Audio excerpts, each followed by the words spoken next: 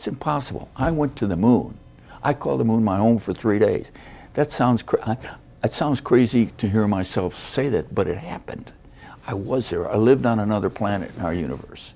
I lived and worked and came home, and I'm here to talk about it.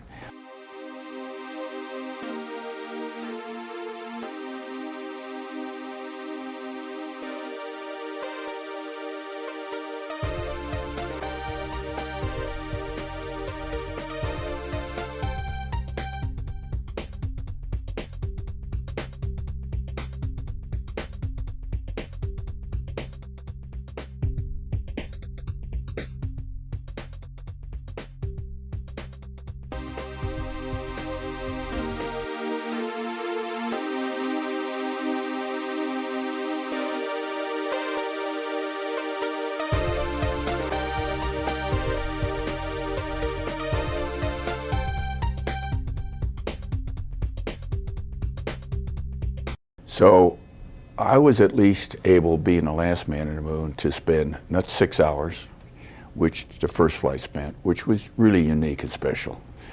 But I spent 3 days. I spent 78 hours on the moon. And I got to land in a valley that was surrounded by mountains, not in a desert, but in a valley that was surrounded by mountains higher than the Grand Canyon of Arizona is deep.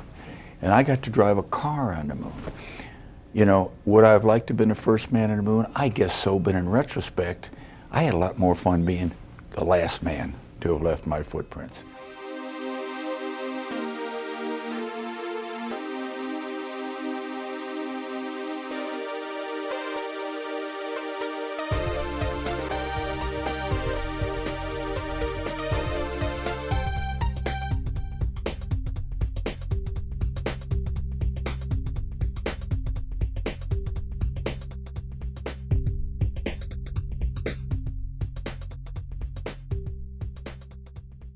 Science and technology had no answers.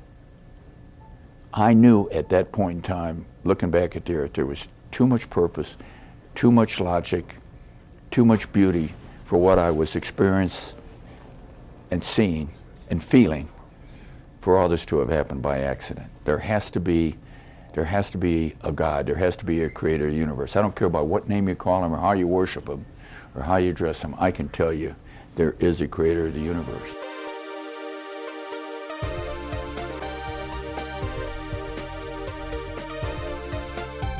In the United States, we spend, and most Americans don't know this, we spend less than 1 penny out of every one of our tax dollars, federal tax dollars, on space.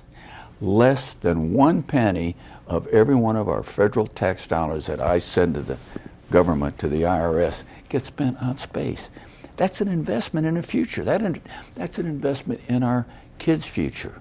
And that's what space is all about.